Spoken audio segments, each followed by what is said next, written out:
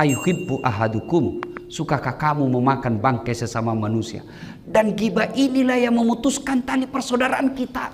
Tidak ada orang senang dicerita. Ibu-ibu kan biasa kumpul.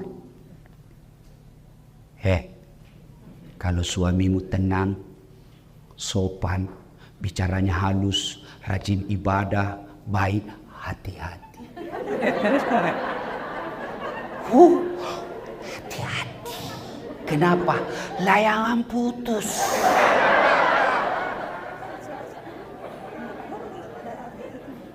Berhenti. Begitu ibu mulai ada oh iya, itu kepala dinas itu begitu. Kau tahu sinetron tadi malam, jelek betul sifatnya. Ribut seperti itu. Langsung orang jadi korban. Bu, kalau majelis taklim yang sukses, dia akan berkata, sudah deh, tidak usah cerita kejelekannya orang. Na'udzubillah min zalik. Kita berlindung kepada Allah dari keburukan seperti itu. Belum tentu suami kita lebih baik dari suami dia. Hanya Allah saja masih tutup aib dan keburukan aib suami kita. Itu baru majelis taklim yang baik. Ini tidak, biar bukan urusannya mau dicampuri.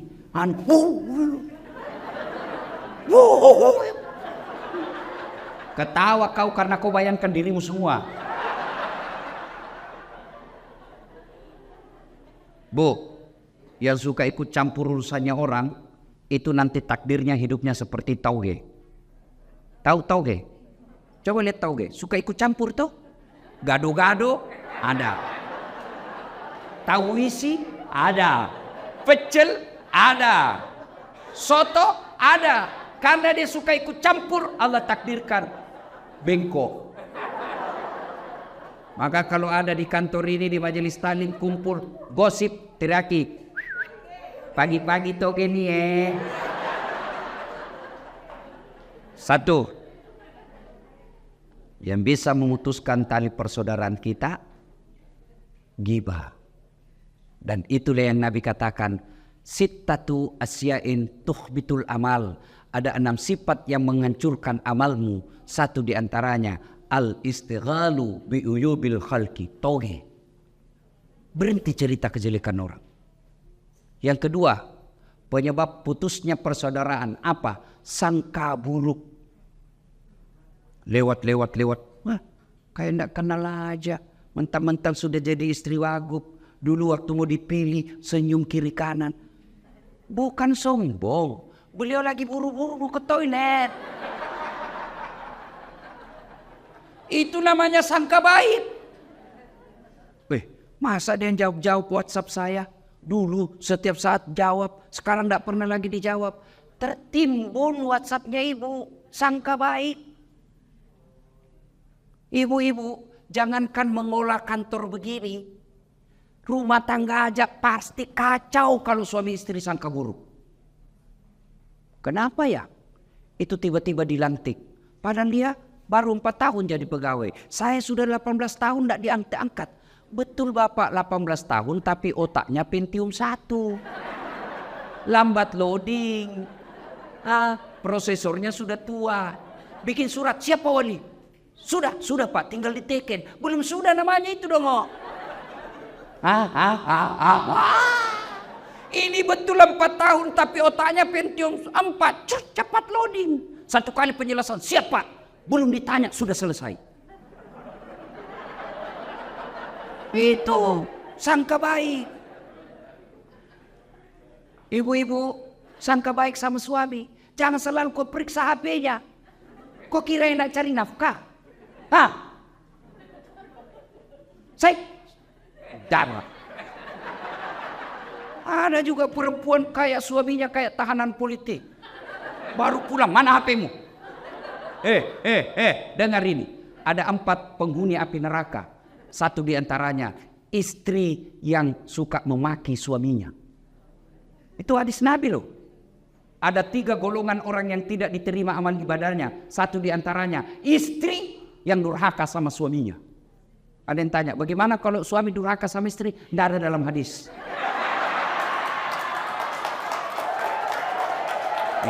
Coba lihat kelakuannya nih ibu-ibu. Ustadznya aja ada mau komplain. Bu, bu, oi. Kira kapan jadi suami, Bu? Coba lihat suami kita. Di kantor dimaki-maki sama wali kotanya. Siap. Di warung kopi dikejar tagihan. Sampai lagi di rumah dimaki-maki lagi sama istrinya. Goblok, kenapa kau tidak lawan? Apa mau dilawan? Nah, dia wali kota. Jangan ketawa, saya serius ini. Dia pikir enak jadi suami. Bu. Oi. Bu. Itu suami, Bu. Ibu ditanggung dunia sampai akhirat. Ibu pikir suami tidak malu kalau ibu pulang lebaran tidak punya baju baru, tidak pakai cincin. Malu kami sebagai suami. Malu harga diri kami sebagai suami. Istri tahun lalu itu juga baju lebarannya. Pulang kampung masih ini, malu kita sebagai suami, Bu. Ibu pernah tidak malu kalau suamimu tidak pakai baju baru? Tidak pernah. Jangan ketawa, saya serius ini. Dia pikir kapan jadi suami. Coba lihat itu, kasihan. Kadang-kala bawa Grab, motor, di jalan kempes bannya, dia tidak telepon kamu itu. Kenapa? Cukup saya menderita, tidak perlu istri saya tahu.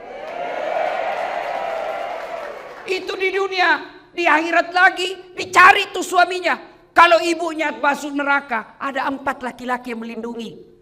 Sebelum diperiksa amalnya istri, sebelum diperiksa amalnya ini istri, ada 4 laki-laki yang tanggung ibu-ibu nih. 1, bapakmu. 2, saudara laki-lakimu. 3, suamimu. 4, anak laki-lakimu. Kami laki-laki tidak ada yang tanggung. Makanya jangan suka ngomel. Biar HP salah diperiksa. Bagaimana suamimu tidak bikin nama palsu?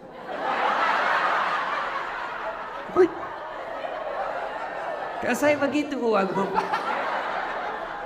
Saya, Bu, semenjak saya viral ini, ada cinta-cinta monyet saya dulu di kampung.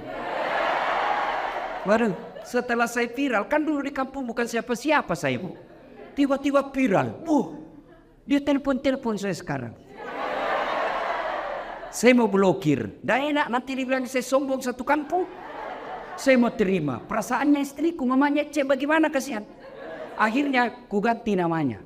Penjual batu bata.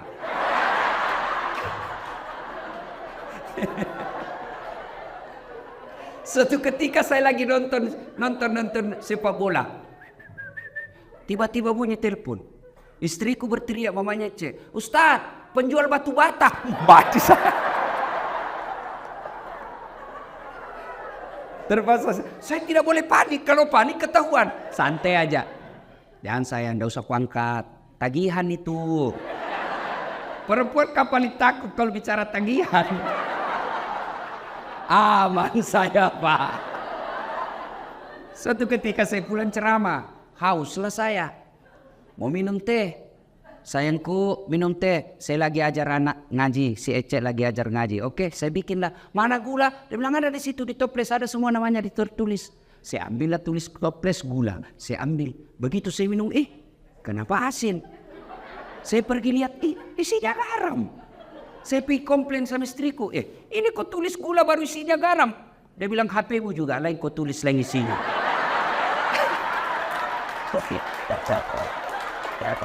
Salatullah, salamullah, ala toha rasulillah. Salatullah, salamullah, ala yasin. Alhamdulillah. Jadi jangan sangka buruk.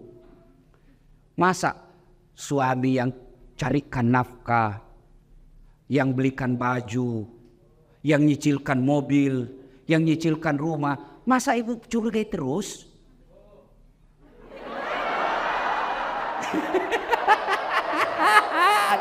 I love you full. Tenang, Pak, saya bela kau hari ini. Karena kau takut sama suami istrimu ini. Ini. Tapi memang di depan istri Pak, tidak ada orang yang hebat. Mati kutu kita semua di depan istri. Apa kata istri saya? Hei Ustadz, di luar kau boleh singa panggung, tapi di rumah kau Hello Kitty.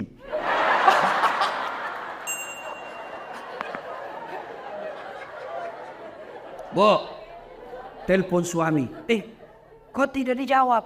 Oh, suamiku lagi sholat duha. Tenang perasaan. Telepon lagi jam 12. Kok belum dijawab? Oh, berarti lagi sholat berjamaah. Tenang perasaan. Telepon jam 2, belum dijawab. Oh, berarti suamiku lagi meeting sama wali kota. Telepon lagi, tidak dijawab. Oh, mungkin HP-nya dilupa di mobil. Tiba-tiba masuk WhatsApp. Saya lihat suamimu bonceng cewek, cantik betul. Oh, berarti suamiku lagi nge-Grab. Tenang perasaan.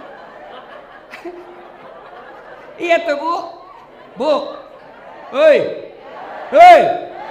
Apa enaknya sangka buruk sama suami? Sebutkan. Apa? Capek. Apa enaknya sangka buruk? Stres. Kalau kau sangka buruk, apa yang kau dapat? Sengsara kan? Coba kalau sangka baik. Kenapa? Dosanya dia, ibu tidak tanggung. Dia selingkuh, tidak ada urusan. Saya tidak tahan Ustaz. Bukan dengan mempermalukannya di medsos. Tak kusangka kau begitu. Andai ku tahu begini, aku tidak menerima lamaranmu. Apalagi tidak, Nasoduk punya anak 2. Maka lebih baik apa? Kau tanggung dosamu. Kau berbuat di luar Pak, kamu yang tanggung. Beda kami laki-laki. Kalau istri keluar tidak izin, kami laki-laki tanggung dosanya. Kalau istri tidak pakai jilbab, kami suami yang menanggung dosanya. Kalau istri tidak sholat, kami suami yang tanggung dosanya. Itulah makna ayat ku anfusakum wa ahlikum nar. Makanya ibu tenang deh, jangan sangka buruk. Orang yang selalu sangka buruk memutuskan tali persaudaraan. Panjang mau dicerita, tapi waktu yang terbatas. 2, sedekah. Bu, pernah lihat orang diantar ke kubur? Pernah? 3 yang mengantarnya kata Nabi. 1, keluarga. Bu, ibu meninggal, jangan pikir suami mau masuk dalam kubur. Meskipun waktu ibu remaja dia gombal, gunung kan kudaki, lautan ku seberangi, masjid kau lewati. Begitu ibu meninggal, jangan pikir suami mau masuk menemani ibu di kubur. Enggak. Ada kawan saya naik haji 2012, 2016. Begitu meninggal istrinya baru-baru bengkak matanya Pak.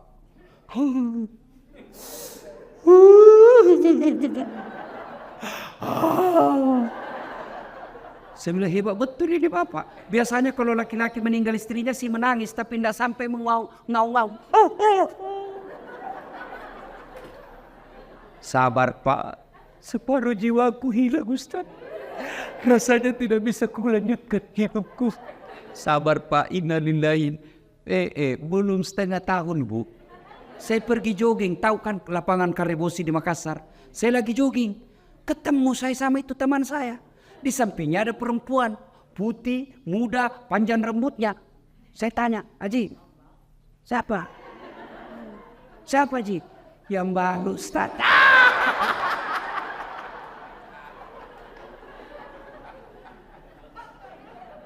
Yang kedua mengantar ibu ketika meninggal. Apa ibu? Harta. Harta pun kembali. Seluruh mobil keluar, motor keluar. Begitu masuk ibu, jangan pikir ada harta masuk dalam kecuali kain kafan. Parfum. Hilang Hugo Boss. Hilang semua kita punya BlackBerry apakah parfum-parfum yang mewah itu. BlackBerry Bu? Apa? Pokoknya itulah yang saya maksud. Saya bukan anak gaul Ibu. Saya parfum saya Bu Rexona. Selesai. Kayak ibu-ibu sekarang ini dibodoh-bodohi sama mode. Sabunnya aja 3 macam. Lain labu wajunya, sabun wajah, lain labu ketek, lain labu ini. Kasih setengah mati suami cari uang. Saya sabun colek. Selesai.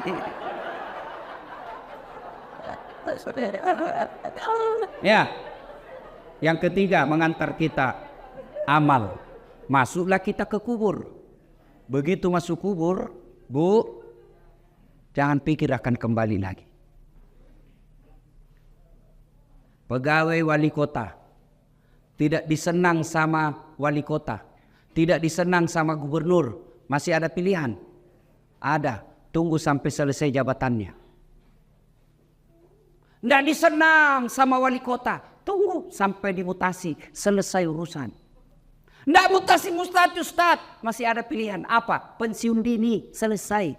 Lewat apa? Tidak ada urusan kamu, bukan kau lagi bosku. Selesai. Ibu. Ada warga Betawi ke Jawa merantau, sampai di Jawa kada nyaman, tidak enak di sana. Ada pilihan? Ada, pulang lagi ke Betawi.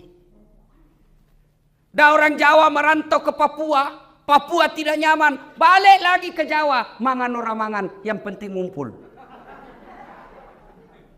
Senguara. Wes. Saiki monggo. Selesai. Tapi demi Allah, ibu masuk kubur, senang tidak senang, tinggal kau di situ. Tidak boleh kau keluar.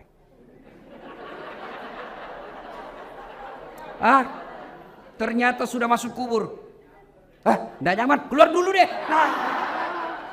Ibu pun kalau keluar lari satu komplek. Tidak ada yang mau dekat sama ibu.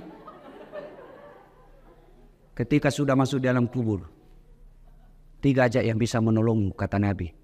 Satu di antaranya, sedekatun jariyah, sedekah. Mohon maaf, matur nuhun.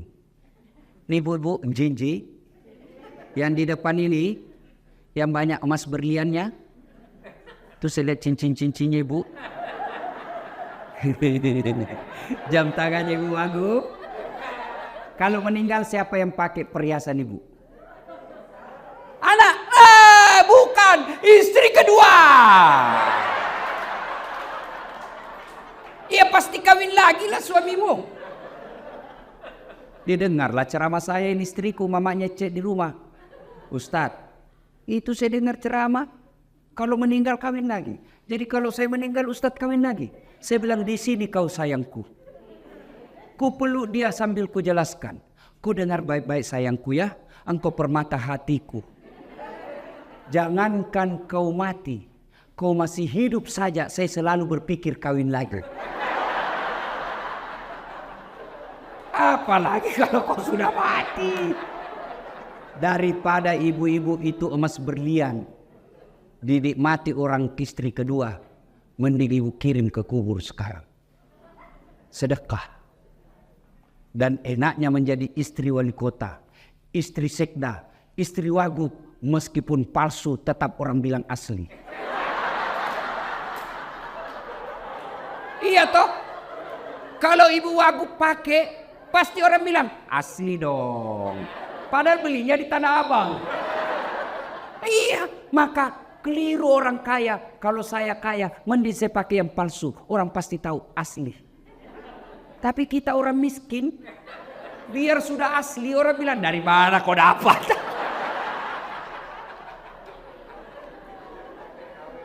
Ibu, ibu, suami mulai lain-lain, mulai ibu curiga. Kenapa ya ini suami saya selama ini tidak pernah pakai parfum, setiap mau keluar sekarang cari parfum. Kalau tidak ada parfum dia cari pengaruh ruangan. Itu 50% ibu wajib curigai. Kenapa ya setiap terima SMS selalu masuk toilet? 70% itu ada masalah. Daripada ibu curhat di medsos, cerita ke tetangga, cerita ke majelis taklim, cerita ke ibu PKK, mereka demi Allah tidak mampu menyelesaikan masalah. Lebih curhat kepada Allah. Doa namanya dalam sholat hajat. Ibu menangis di hadapan Allah. Tapi saya tidak tahu baca doanya Ustaz. Doa bukan membaca. Doa bukan menghafal. Doa itu curhat. Bahasa Arab bukan. Bahasa Belanda boleh. Bahasa Betawi silakan. Bahasa Inggris kalau kau tahu. Bahkan boleh pakai bahasa isyarat.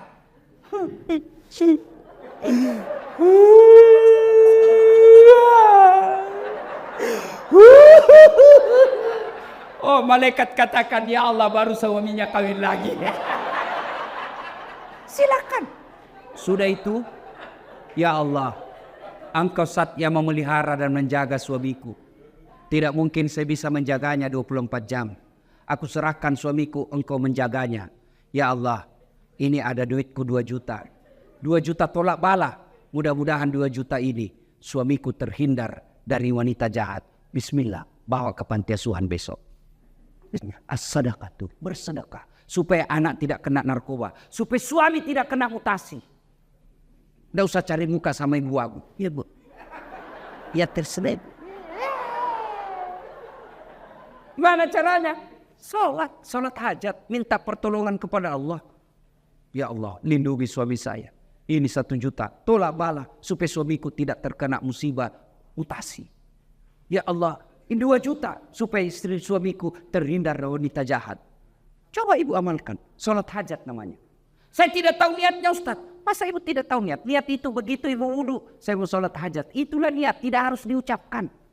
Mau ucapkan. Sholli sunnatal hajati. Raka'ataini lillahi ta'ala. Allahu Akbar. Tidak hafal bahasa Arab. Bahasa Indonesia. Saya niat sholat hajat. 2 rakaat sunnah hukumnya bagi saya lillahi ta'ala. Allahu Akbar. Itu pun tidak hafal. Berdiri tegak menghadap kiblat Tuhan. Sholat hajat ya. Allahu Akbar.